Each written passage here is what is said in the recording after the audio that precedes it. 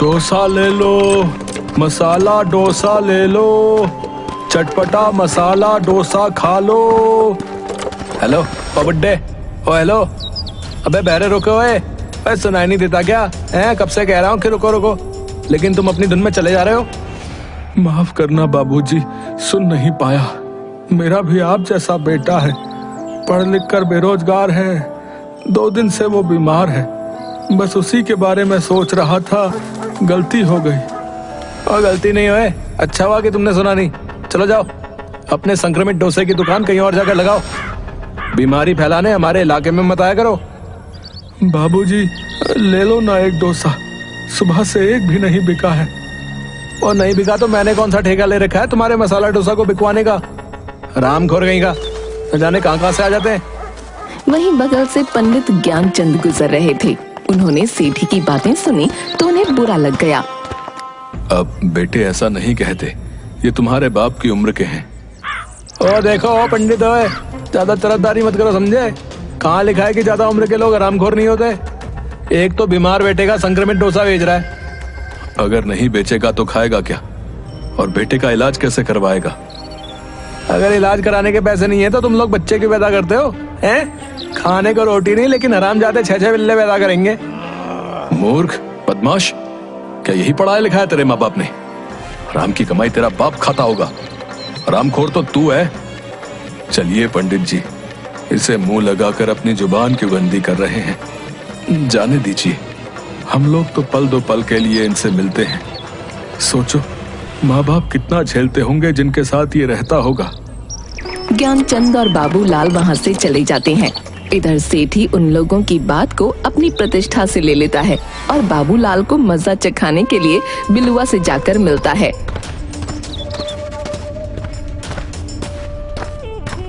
समझ गया ना क्या करना है? अरे सेठ, समझ गया। मैं बाबूलाल का वो हाल करूंगा कि जब भी वो तुम्हें देखेगा ना, उसकी नजर जमीन पे ही होगी। ठीक है, ये लो 5000 रुपए एडवांस, और 5000 रुपए काम होने के बाद मिल जाएंगे। अगले दिन जैसे ही बाबूलाल अपना ठेला लेकर मसाला डोसा बेचने निकलता है, सुनसान गली में सेठी के इशारे पर बिलुआ और 2-3 लड़के मिलकर बाबूलाल को पीछे से कंबल ओढ़ा देते हैं और डंडे, लाठी, लात, घूंसों से उसको बहुत पीटते हैं और अधमरी हालत में छोड़कर चले जाते हैं। अरे बिलुआ, चल छोड़ दे अब, नहीं तो कहीं टपक गया तो पुलिस केस हो जाएगा। चल भाग, लगता है कोई आ रहा है। बाबूलाल वहीं पड़ा कराह रहा था, तभी उधर से ज्ञानचंद आ रहा था। अरे बाबूलाल, तेरी ये हालत किसने की? क्या हो गया तुझे? यूं सड़क पर क्यों पड़ा है? पंडित जी, उन्होंने बहुत मारा, अब मैं नहीं बचूंगा। मेरे परिवार का क्या होगा? कुछ नहीं होगा बाबूलाल, धैर्य रख, तुम्हें कुछ नहीं होगा। बाबूलाल बेहोश हो जाता है। ज्ञानचंद किसी तरह बाबूलाल को अस्पताल ले जाता है। अस्पताल में बाबूलाल का परिवार पहुंचा होता है। देखिए, इनके माथे पर बहुत चोट आई है, जिससे इनकी याददाश्त भी जा सकती है। जल्द से जल्द हमें ऑपरेशन करना होगा। इसके लिए जरूरी पैसे जितना जल्दी हो सके आप काउंटर पर जमा करवा दें। वैसे तो मुझे पता है कि एक गरीब आदमी के घर दाल रोटी भी पूरी नहीं रहती, पैसे तो दूर की बात है। सही कहा पंडित जी आपने, हमारे घर में फूटी कौड़ी भी नहीं है। करीब 1 सप्ताह से बेटा युगवीर बीमार है। हाँ पंडित चाचा, भैया तो कमजोरी के कारण आज भी घर में गिर पड़ा था। मेरे पास भी पैसे नहीं जिससे मैं मदद कर सकता। डॉक्टर साहब, आप ऑपरेशन की तैयारी कीजिए, मैं पैसों का इंतजाम करके लौटता हूँ। भैया आप कहाँ जाओगे? आप तो खुद बीमार हो। हाँ बेटा, मधु सही कह रही है, आज तू घर में गिर पड़ा। तू रुक, मैं कहीं ना कहीं से पैसों का इंतजाम करती हूँ। निर्मला के निकलने के कुछ देर बाद युगवीर भी वहाँ से निकलकर पैसों का इंतजाम करने चल देता है। निर्मला सेठ करोड़ी मल के पास पहुँचती है।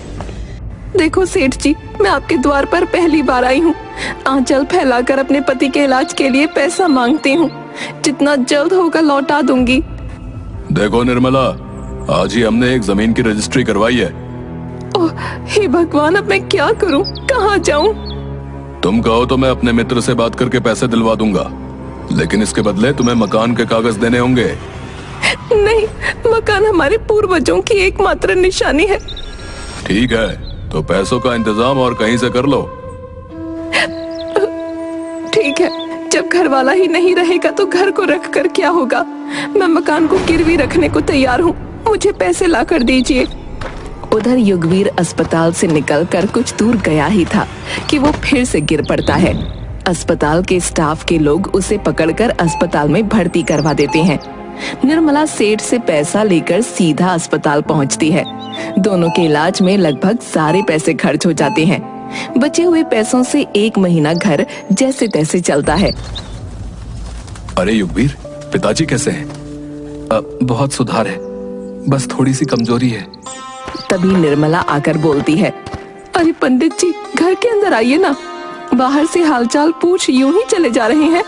आपसे मिलकर उन्हें भी मन लग जाएगा। दिन भर बिस्तर पर पड़े पड़े जाने क्या सोचते रहते हैं। मधु, पंडित जी के लिए जरा चाय तो बना कर लाना। कैसे हो बाबूलाल? अब तबीयत कैसी है तुम्हारी? ठीक है पंडित जी, सब आपकी कृपा है। बस तुम चिंता क्यों करते रहते हो? भगवान सब ठीक कर देंगे। चिंता कैसे न करूं पंडित जी, विवाह योग्य जवान बेटी घर में बैठी है।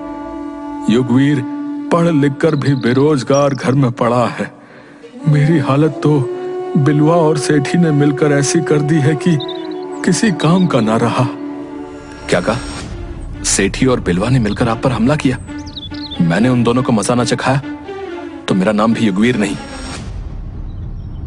बेटा जाने दे, हम लोग गरीब हैं, घर में रोटी कैसे बनेगी, इसके अलावा कुछ नहीं सोचते। हाँ बेटा, अब घर की सारी जिम्मेदारी तुम ही पर है। घर भी गिरवी से छुड़ाना है। अब ठीक है बेटा, अब मैं चलता हूँ, मुझे एक पूजा करवानी है। पंडित जी के जाने के बाद, क्यों रे मधु, तुमने पंडित जी को चाय क्यों नहीं दी? माँ, एक भी चम्मच चीनी नहीं है घर में। ओह हे भगवान, इतनी दरिद्रता किसी को न दिखाना कि घर में पंडित जी को एक कप चाय तक देना नसीब ना हो। तभी सेठ करोड़ीमल अपने लठैतों के साथ वहां आता है। चलो निर्मला, 1 महीने से ज्यादा हो गया, अब मैं बर्दाश्त नहीं कर सकता। निकलो घर से और चाबी लाओ घर की। घर की चाबी? और तुम्हें क्यों दूं? क्योंकि अब यह घर मेरा है। तुमने जो बाबूलाल के इलाज के लिए घर भेज दिया था, वो याद नहीं क्या है? ये देखो उसके कागज। अरे चलो भाइयों, अपने अपने काम पर लग जाओ। सारा सामान बाहर निकाल कर ताला लगाओ जल्दी। कमीने, तुझे कीड़े पड़ेंगे। गिरवी के नाम पर पूरा मकान लिखवा लिया। याद रख करोड़ीमल, ऊपर वाला सब देख रहा है। करोड़ीमल सारा सामान घर के बाहर फेंकवा कर घर में ताला लगा देता है। बाबूलाल का परिवार जैसे तैसे ज्ञानचंद के मकान में शरण लेते हैं। युगवीर बाबूलाल वाला ठेला ठीक करवा कर मसाला डोसा अपने नए अंदाज में बेचना चालू कर देता है। भैया आओ, भाभी आओ, चाचा के संग चाची आओ, मौसी और मौसा आओ, दुनिया का बेस्ट मसाला डोसा खाओ। दिन भर में मात्र 3 डोसे बिकते हैं। रात को लौटते समय युगवीर बरगद के पेड़ के नीचे ठेला लगाकर निराश मन से सोचता है, हे भगवान, अब क्या करूं? इतनी मेहनत के बाद मात्र 3 डोसे बिके। राशन वाले का कर्ज हो गया अलग से। बाप अपाहिज पड़ा है, बहन भी शादी लायक है, घर बार बिक चुके हैं। मैं हट्टा कट्टा होकर भी कुछ नहीं कर सकता। मुझे मर जाना चाहिए। इतने में युगवीर बांसी लगाने जा रहा था। तभी उस पर रहने वाला गधैया भूत युगवीर से बोला, मूर्ख मत बन युगवीर, क्या इससे तुम्हारा परिवार खुशहाल हो जाएगा? कौन है? सामने क्यों नहीं आते? मैं हूं गधैया भूत। इतनी जल्दी हार मान गए? सोचो, तुम्हारे पिताजी ने 20 साल से न जाने कितने दुख झेलकर तुम्हें पढ़ाया लिखाया। देखो युगवीर, मैं एक मस्त मौला भूत हूं। तुम अच्छे इंसान हो, इसलिए मैं तुम्हारी मदद करूंगा। मैं क्या करूं? पूरी मेहनत और लगन से डोसा बेचने निकला, लेकिन मात्र 3 डोसे बिके। मुझे पता है। ये लो, ये जादुई कड़ी के पत्ते कल से अपने डोसे और सांभर में डाल देना। फिर देखो गधैया का कमाल। जाओ जाओ, अब मेरा आराम करने का वक्त है। अरे वाह, क्या सच में भूत भाई? अगर ऐसा हुआ तो मेरी सारी परेशानियां दूर हो जाएंगी। जय गधैया भूत की। युगवीर कड़ी के पत्ते लेकर वहां से चला जाता है और दूसरे दिन अपने डोसे और सांभर में कड़ी के पत्ते डालकर बेचने निकलता है। बन गया आज सारा माल।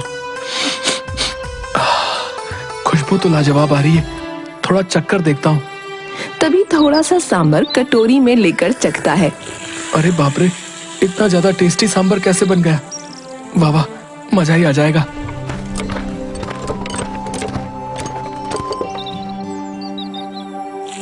डोसा खा लो डोसा, कम पैसों में थोड़ा नहीं, बाजार में इसका जोड़ा नहीं। भाई बहुत भूख लगी है, एक डोसा तो देना। ये लो सेठ जी। तुम्हारा मसाला डोसा तो सचमुच बहुत अच्छा है। ऐसा करो, 2 डोसे और पैक कर दो भाई। तभी वहां सेठ धनीराम और व्यापारी मंगतलाल पहुंचते हैं। क्या करोड़ी, अकेले अकेले खाकर चुपचाप भाभी के लिए पैक करवा कर चल दिए? करोड़ी का दिल कितना बड़ा है, तुमसे थोड़े ही ना छुपा है धनीराम। वैसी बात नहीं है मंगतलाल, मैंने आज तक इतना टेस्टी मसाला डोसा नहीं खाया। डोसा वाले भाई, हम दोनों को भी मसाला डोसा खिलाओ।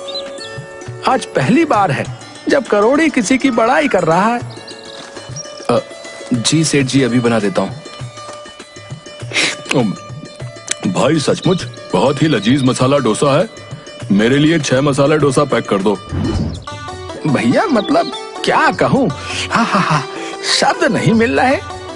पहले तो तू 2 और डोसे मेरी ओर से सभी को खिला, और फिर उसके बाद 10 डोसे पैक कर दे। युगवीर का तुकबंदी में डोसा बेचने का अंदाज और डोसे का स्वाद जल्द ही पूरे गांव में फेमस हो जाता है। दूर दूर से लोग उसका मसाला डोसा खाने के लिए आने लगते हैं। कुछ ही दिनों में युगवीर शहर में जाकर एक मसाला डोसे की दुकान खोल लेता है। उधर डाकू चंपत सिंह के अड्डे पर जगीरा, हमारे सारे हथियार पुराने हो चुके हैं, घोड़े भी बूढ़े हो चुके हैं। इन सभी को बदलने के लिए बहुत धन की जरूरत है। गांव के सभी धनी व्यक्तियों की लिस्ट बनाओ, हम आज रात टाका डालेंगे। जी सरदार, सेठों की लिस्ट में सबसे ऊपर करोड़ी मल का नाम है। सुना है अभी उसके बाद बहुत पैसे हैं। कोई बहुत बड़ा कारखाना शुरू करने के लिए कई बैंक और पूंजीपतियों से कर्ज ले रखा है। तब तो ठीक है, हमारी सारी जरूरत के पैसे एक ही जगह मिल जाएंगे। आज रात उसके घर पर हमला करके सारी संपत्ति लूट लेनी है।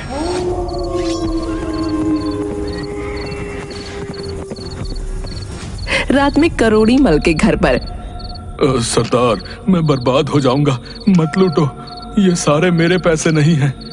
तुम्हें अगर हफ्ता चाहिए तो मैं खुद पहुंचा दूंगा। देखो सेठ, मुझे जितने पैसों की जरूरत है तू अपने से नहीं पहुंचा सकता, इसलिए हमें काम करने दे। जगीरा, एक एक ईंट तक ले लो। कल अगर पैसा घटा तो मुझसे नहीं कहना। उस्ताद आप चिंता मत करो, एक चम्मच तक नहीं छूटेगी। लूट की खबर फैलते ही करोड़ी मल को कर्ज देने वाले उसकी सारी संपत्ति को नीलाम कर अपना कर्ज वसूल लेते हैं। युगवीर अपना घर भी उस नीलामी में 2 गुने दाम पर खरीद लेता है। करोड़ी मल का पूरा परिवार पाई पाई को मोहताज हो जाता है। उधर शहर में एक दिन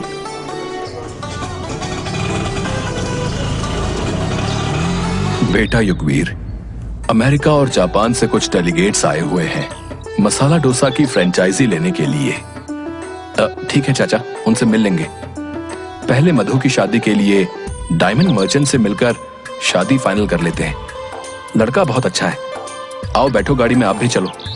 माँ पिताजी वहां पहुंचे हुए हैं। एक बात और कहनी थी, हमने वेटर के लिए जो वैकेंसी निकाली थी उसमें करोड़ीमल और उसके बेटे सेठी का भी सीवी आया हुआ है। उन्हें क्या करना है? उन्हें अपने रेस्टोरेंट में नहीं रखकर बगल वाले रेस्टोरेंट में रखवा दीजिए, क्योंकि हमारे यहां काम करके वो लोग हमेशा अपनी लाचारी पर रोते रहेंगे, जो मैं नहीं चाहता। वाह युगवीर, तुमसे मुझे यही उम्मीद थी। बड़ा वही होता है जो बड़प्पन दिखाकर किसी को माफ कर दे। तुमने तो उससे भी आगे बढ़कर उन्हें नौकरी दे दी।